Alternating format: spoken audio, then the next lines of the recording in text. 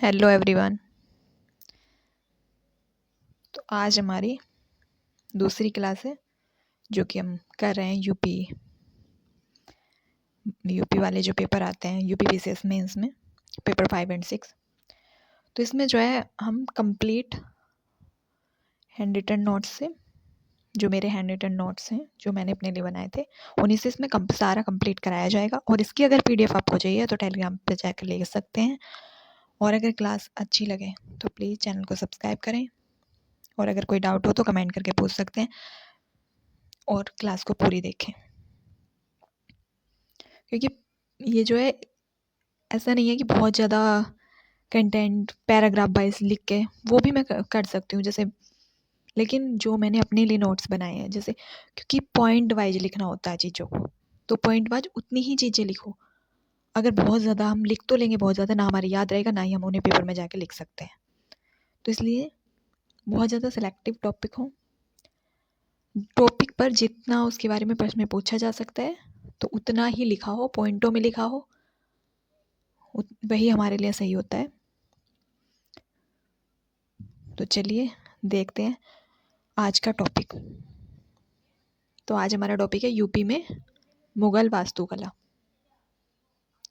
UP में मुगल वास्तुकला के बारे में। तो इसके लिए पहले इंट्रो चाहिए। तो इंट्रोडक्शन में हम क्या लिखेंगे, ये सब अपना अलग अलग लिख सकते हैं। मैंने भी हर उसमें इंट्रोडक्शन के बारे में लिख नहीं रखा है हर टॉपिक में, क्योंकि वो जब हमें उस टॉपिक के बारे में नॉलेज होगी, उस टॉपिक पे हमारे पास कंटेंट होगा तो हम इंट्रोडक्शन बना सकते हैं, कंक्लूजन भी उसका लिख सकते हैं। और वो सब अलग अलग लिखें अपना तो ही ज़्यादा अच्छा होता है, क्योंकि सब फिर एक सा ही लिखा है पेपर में, ये भी नहीं। तो मैंने बस इस पे ही ये लिखा हुआ है कि टॉपिक के बारे में एकदम मेन पॉइंट क्या क्या उसमें हो सकते हैं जो इम्पोर्टेंट हो, तो बस वही लिखे हुए हैं। तो ये सब अपना अपना अलग, कुछ भी जिसको जो है जैसे अच्छा लगता है। जैसे मैंने शाहजहाँ के काल में मुगल वास्तुकला का जो है स्वर्णकाल कहा जाता है शाहजहाँ के काल को, तो मैंने लिखा हुआ है जिसको जो सही लगे वो इसमें अपने आप लिख सकता है। तो अब इसके बारे में आगे देखते हैं। स्वर्णकाल कहा जाता है, वैसे ये सबको पता भी है, ये भी आप लिख सकते हैं, एक अच्छा इंट्रोडक्शन माना जाएगा। तो आगे यूपी में मुगल वास्तुकला की प्रमुख इमारतों के बारे में बता दें हम इसमें, क्योंकि वास्तुकला के बारे में पूछा गया तो वास्तुकला में क्या आएंगी, प्रमुख इमारतें भी आएंगी, तो हम उनके बारे में लिख सकते हैं।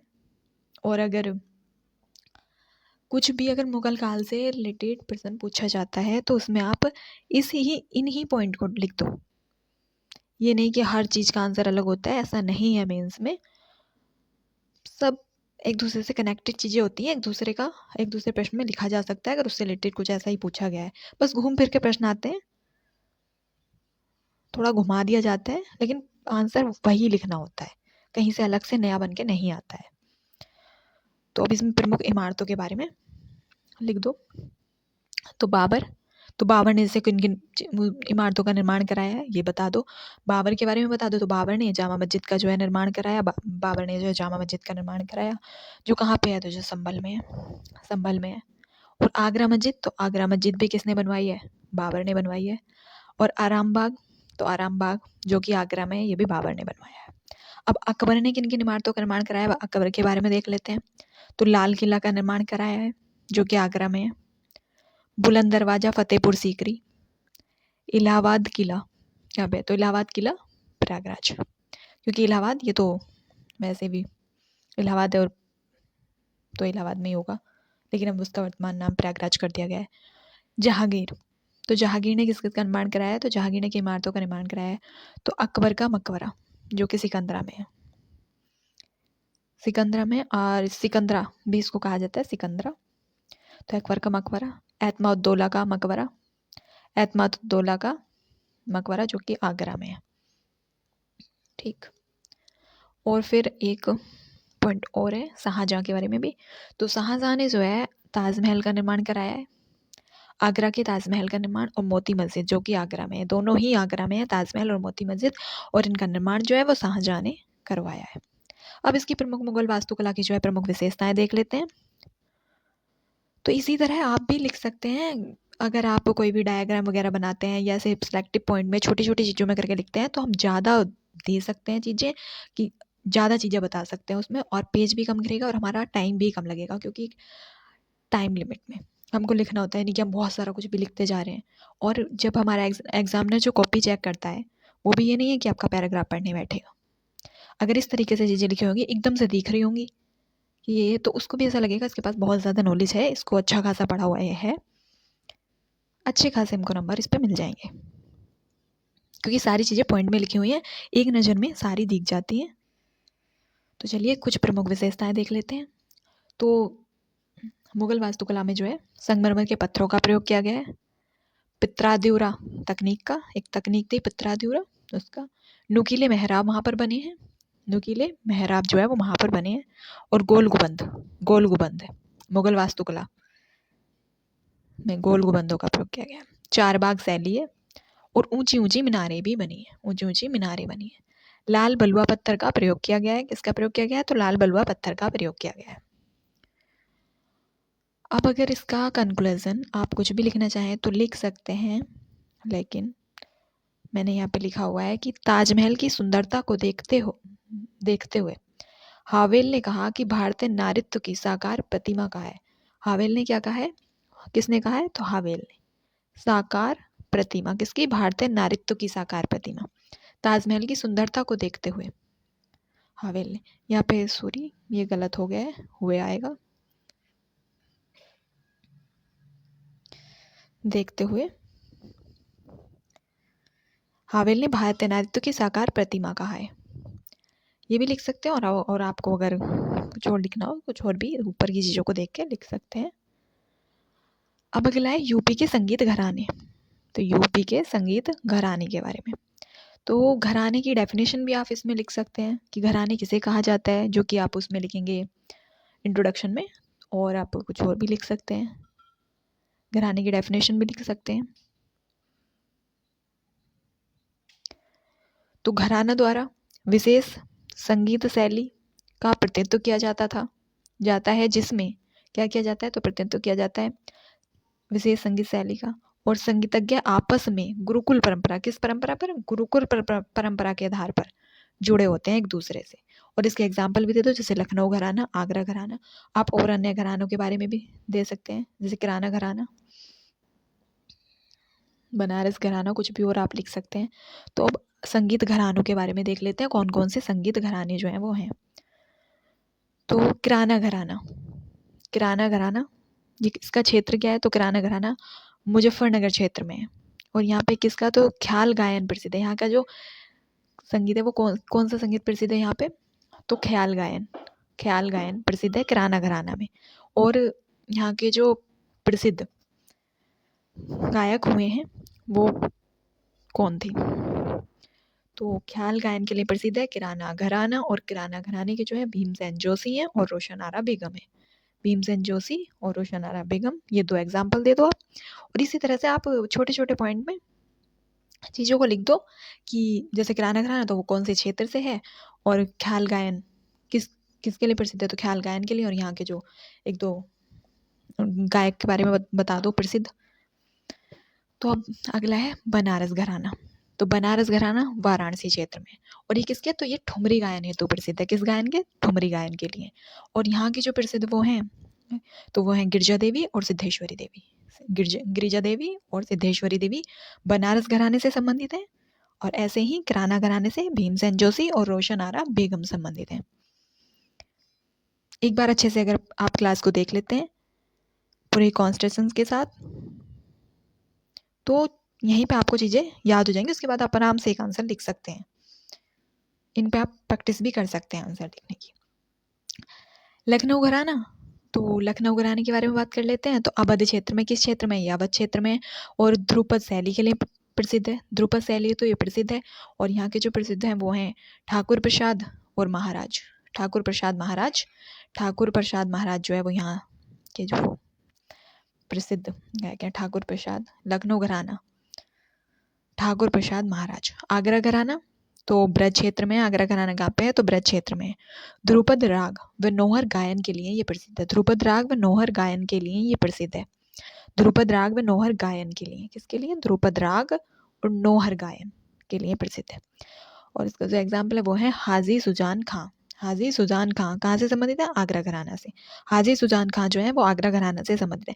जैसे आपने देखा होगा कभी कभी आरओ का प्री हो या पीसीएस का, तो इस तरह के प्रश्न वैसे बहुत कम आते हैं लेकिन प्री में भी आ जाते हैं कि किस घराने से कौन प्रसिद्ध है, किसका संबंध किस घराने से है, जोड़ मिलान करने के लिए आ जाए या पूछ लिया जाए। अब आ गया अतरौली घराना। अतरौली घराना अलीगढ़ क्षेत्र में। अतरौली घराना कहाँ पे है? तो अलीगढ़ क्षेत्र में है। ध्रुपद और ख्याल गायन के लिए प्रसिद्ध है। किसके लिए? ध्रुपद और ख्याल गायन के लिए जो है ये प्रसिद्ध है। अतरौली घराना ध्रुपद और ख्याल गायन के लिए प्रसिद्ध है। और इसके काले खां। काले खां व चांद खां। काले खां व चांद खां जो है वो इससे संबंधित है, अतरौली घराना से। काले खां व चांद खां। अब अगला है भिंडी बाजार घराना। तो भिंडी बाजार घराना जो है मुरादाबाद से संबंधित है। और ये किससे? तो ये मुंबई से प्रेरित है, यानी कि बॉलीवुड इंडस्ट्री से, बॉलीवुड से संबंधित है। लेकिन इसमें हम ऐसा नहीं लिखेंगे। भिंडी बाजार घराना जो है वो मुरादाबाद में है और ये मुंबई से प्रेरित है। और इससे जो संबंधित है प्रमुख गायक तो वो हैं छज्जू खां और लता मंगेशकर जी। लता मंगेशकर जी के बारे में सभी जानते होंगे, जो कि एक बहुत ही प्रसिद्ध जानी मानी गायक रही हैं। अब अगला है यूपी की चित्रकला। अब हम यूपी की चित्रकला के बारे में देखते हैं। तो दो प्रकार की चित्रकला थी, पाषाणकालीन चित्रकलाएं, गुप्तकालीन चित्रकला और भी हैं, लेकिन पाषाणकालीन चित्रकला और गुप्तकालीन चित्रकला के बारे में इसमें हम बताते हैं। तो मिर्जापुर में क्या? तो हाथी के शिकार का चित्र मिला है। पाषाणकालीन चित्रकला में मिर्जापुर से हाथी के शिकार का, किसका? हाथी के शिकार का चित्र मिला है। ढोकबा महारानी का चित्र मिला है। किसका? ढोकबा महारानी का चित्र मिला है। और गुप्तकालीन चित्रकला तो देवगढ़। जैसे दशावतार मंदिर की दीवारों पर बने धार्मिक चित्र मिले हैं। देवगढ़, तो देवगढ़ से दशावतार मंदिर की दीवारों पर बने धार्मिक चित्र मिले हैं। दशावतार मंदिर, देवगढ़ मंदिर देवगढ़ में है। मुगल कालीन चित्रकला और बुंदेली चित्रकला, जैसे ऊपर हमने पाषाणकालीन चित्रकला देखा और गुप्तकालीन चित्रकला, तो यहाँ पे मुगल कालीन चित्रकला है और बुंदेली चित्रकला। तो मुगल कालीन चित्रकला प्रमुख चित्रकारों के बारे में इसमें बता दें तो ये नाम हमने सभी ने सुने होंगे। अबू शमद, मंसूर, दसवंत, बशावन, ये मुगल काल के बहुत ही प्रमुख चित्रकार हैं। इनके बारे में आपने जब प्री के लिए भी मिडाइवल हिस्ट्री को पढ़ा होगा तो उसमें सुने होंगे।